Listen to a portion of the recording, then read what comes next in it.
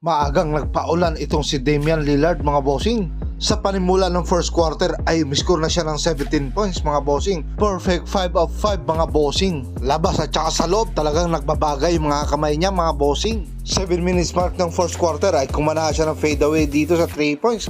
Ang lupit mo Dame Lillard. Sa pagtatapos ng first quarter ay lamang ang Milwaukee Bucks sa score na 31-21 kontra sa 8 mga bossing. Under 5 minutes mark ng second quarter ay kumana ulit siya ng 3 sa top mga bossing. 4 minutes mark ng second quarter kumana rin siya ng mid-range kontra kay Jimmy Buckets mga bossing.